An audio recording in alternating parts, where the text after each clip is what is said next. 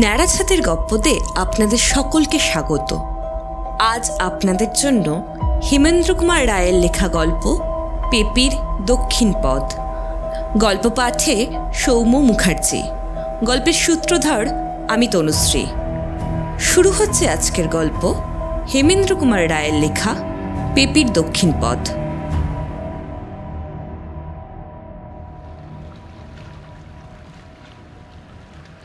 বিলেত থেকে বাংলা ফিরছি। জাহাজ যখন এডেন বন্দরে একজন বুড়ো আরব আমার সামনে মোট নামিয়ে ভাঙা ভাঙা ইংরাজিতে শুধোলে, এ বাবু, কিউরিও কিনবেন? ভালো কিউরিও আছে। কিউরিও কেনবার বাতিক আমার ছিল।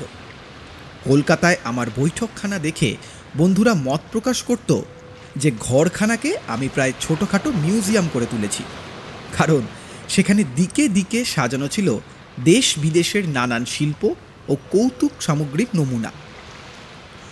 বুড়ো আরবটাকে সাগ্রহে বললুম, খোলো তোমার মোট, দেখাও কি মাল আছে। মোটের ভেতর থেকে বেরিয়ে পড়ল রকম বেরকমের জিনিস, বেশিরভাগই আজে বাজে জিনিস, কিন্তু একটি জিনিস বিশেষভাবে আমার দৃষ্টি আকর্ষণ করলে।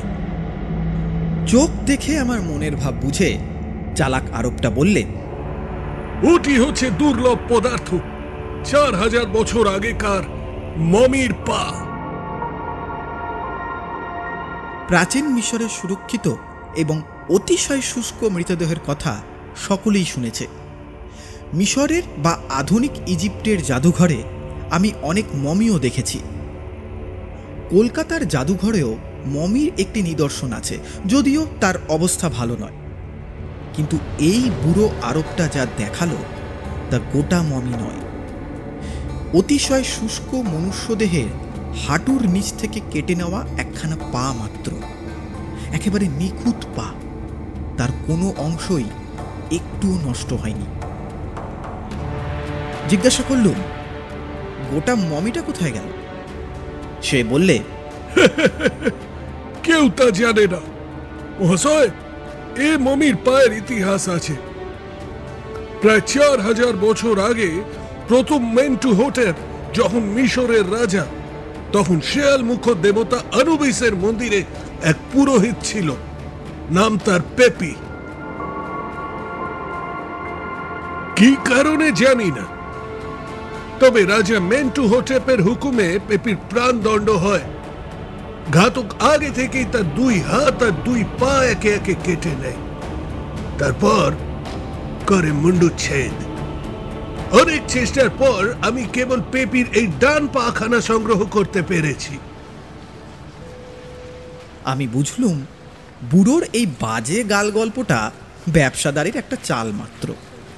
তা নিয়ে আর মাথা না ঘামিয়ে খানিকক্ষণ দর দস্তুরের পর মমির সেই পাখানা আমি কিনে ফেললুম। জাহাজের ক্যাপ্টেন সেখান দিয়ে যাচ্ছিলেন। আমি কি কিনছি দেখে গম্ভীর হয়ে বললেন, মিস্টার সেন, এসব জিনিস কেনার খেয়াল ভালো নয়। ইজিপ্টের মমিকে তার স্বদেশের বাইরে নিয়ে যাবার চেষ্টা করে আমার কোনো কোনো বন্ধুসমূহ বিপদে পড়েছেন, কারণ সেটা হচ্ছে পবিত্র বস্তুর অপব্যবহার। ক্যাপ্টেনের কথা হেসেই উড়িয়ে দিলাম। কলকাতার বাড়িতে ফিরে আসতেই আমার মা এই মমির দক্ষিণ পদের বিরুদ্ধে বিষম বিদ্রোহ ঘোষণা করলেন, স্পষ্ট ফতোয়া দিলেন। বললেন, না না না না না না না, একেবারে না। আমার বাড়িতে এই পচা মরার ঠাই হবে না, কোনো ঠাই হবে না আমার বাড়িতে, বুঝেছ? আমি বললুম, পচা নয় মা, শুকনো, এই যেমন শুটকি মাছ আর কি। অনেকে কি শুটকি মাছ খায় না? মায়ের নাসিকা যন্ত্রকে সত্যি সত্যিই যেন আক্রমণ করলে কোনো উৎকট দুর্গন্ধ। তাড়াতাড়ি নাকে কাপড় চাপা দিয়ে তিনি বলে উঠলেন,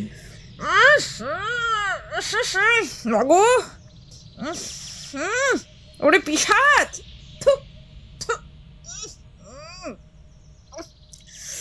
বলি, মেচ্ছর মুলুকে গিয়ে তুইও কেউ শুটকি মরাও খেতে শিখেছিস নাকি? অনেক চেষ্টা ও খোসামদের পর শেষ পর্যন্ত মায়ের সঙ্গে এই রফাই হলো যে পুরোহিত পেপির দক্ষিণ পথখানি অতঃপর বিরাজ করবে সদর মহলের একতলার বৈঠকখানায় গ্লাস কেসের মধ্যে। এবং কোনো অজিরেই তাকে নিয়ে আমি বাড়ির ওপরতলায় উঠতে বা অন্দর মহলে প্রবেশ করতে পারবো না। রাত্রি পোয়াতে না পোয়াতে যেসব ঘটনা ঘটতে লাগলো তার কোনো মানে হয় না। এক সকালে ঘরের বাইরেই এসে শুনলুম মহা শোরগোল শুরু করে দিয়েছে আমাদের দারোয়ান। কাল রাত্রে সে নাকি নিজের হাতে সদর দরজা বন্ধ করে দিয়েছিল, কিন্তু আজ ভোরবেলা উঠে দেখে যে দরজাকে দোহাট করে খুলে দিয়েছে।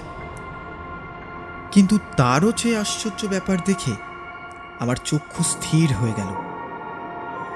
দরজার সামনে চলন পথে পড়ে রয়েছে পুরোহিত পেপির কর্তৃক দক্ষিণ পথ। এই পাখানাকে আমি সহস্তে রেখে দিয়েছিলাম বৈঠকখানার চাবিবন্ধ গ্লাস কেসের ভেতরে, এবং সে ঘরের দরজাও ছিল বাইরে থেকে তালাবন্ধ। এই অঞ্চলের থানার ইন্সপেক্টর নবীন হচ্ছে আমার বন্ধু। আজ সকালেও আমাদের সদর দরজা ছিল খোলা, এবং সেই হতচ্ছাড়া কাটার ডান পাখানা পড়েছিল চৌকাঠের ওপরে।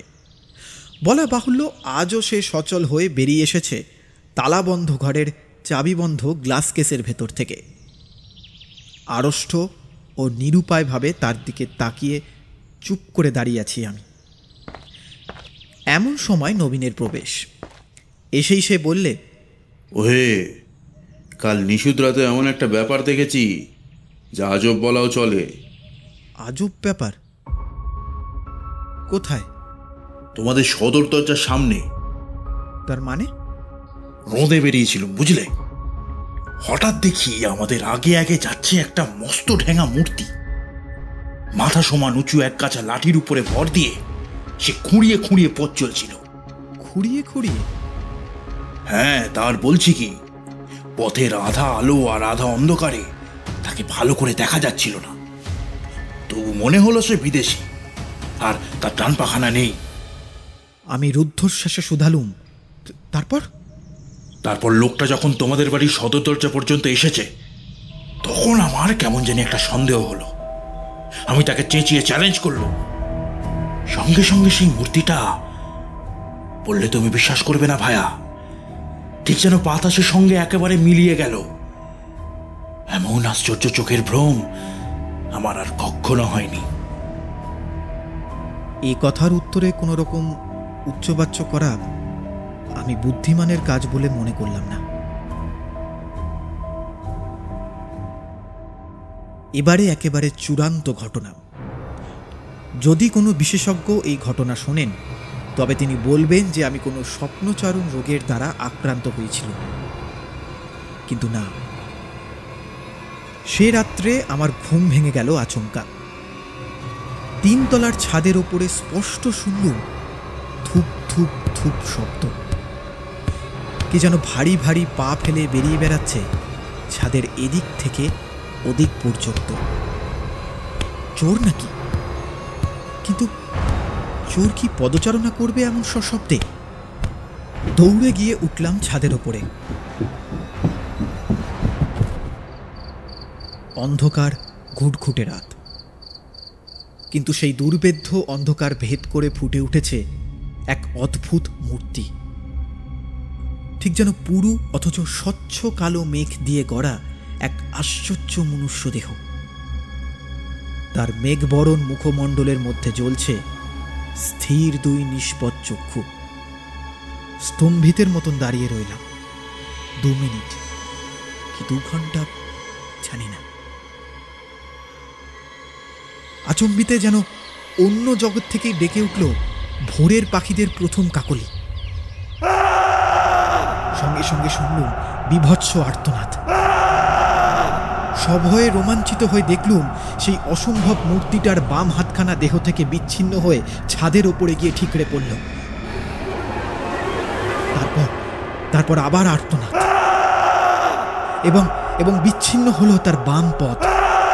তারপর মূর্তিটা একেবারে শুয়ে পড়ে আবার আর্তনাদ করে উঠল, এবং তার বিচ্ছিন্ন দক্ষিণ পথখানা নিক্ষিপ্ত হলো আমার পায়ের কাছে।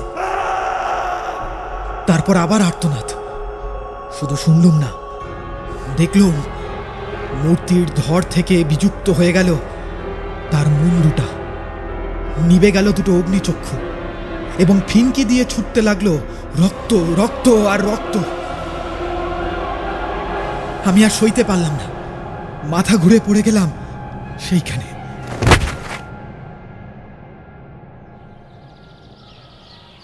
ছাদের ওপরে যখন চোখ মেললাম তখন সবে ভোর হয়েছে। আমি একলা, কেবল আমার পাশে পড়ে রয়েছে মমির সেই দক্ষিণ পদ। সেই অভিশপ্ত বস্তুটাকে গঙ্গা জলে বিসর্জন দিয়ে স্নান করে আমি বাড়ি ফিরে এলাম।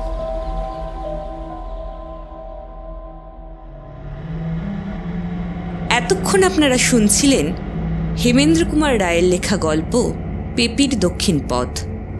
গল্প পাঠে সৌম্য মুখার্জি, বুড়ো আরব সমীশুভ্র গাঙ্গুলি, মা সুকন্যা ব্যানার্জি, ক্যাপ্টেন ও ইন্সপেক্টর নবীনের ভূমিকায় অরিজিৎ রয় চৌধুরী, ধ্বনি পরিকল্পনা সমগ্র মিশ্রণ এবং গল্পের সূত্রধর আমি তনুশ্রী, পোস্টার ডিজাইন সৌম্য মুখার্জি এবং পাপিয়া পাল, সামগ্রিক পরিকল্পনায় সব্যসাচী চৌধুরী।